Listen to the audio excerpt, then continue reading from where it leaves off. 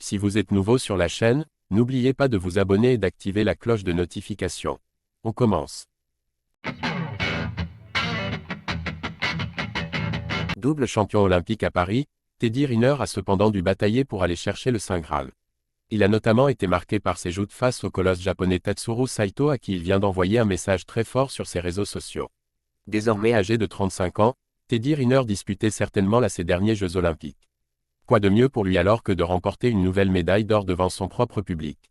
Et c'est précisément ce que le Martiniquais a fait à Paris en s'imposant d'abord en individuel chez les poids lourds, puis en équipe mixte. À chaque fois, le tricolore a dû surmonter une véritable montagne puisque face à lui se dressait Tatsuro Saito, 1,91 m pour 160 kg et fils de la légende Hitoshi Saito. Sa double défaite a d'ailleurs traumatisé le jeune japonais, accablé par la honte après la déception. De quoi pousser Riner à mettre les choses au clair sur son adversaire avec une succession de messages très forts à son encontre. Le gros hommage de Teddy Riner envers le colosse Tatsuro Saito. Cher Tatsuro Saito, je tiens à affirmer, après notre dernier match, que ta performance impressionnante force le respect de tes adversaires, mon respect. Ta détermination et ta combativité m'ont impressionné et m'ont poussé à me dépasser. Ce fut un honneur de te rencontrer sur le tatami. Les échecs font partie intégrante de notre progression et nous apprennent souvent autant, sinon plus, que les victoires.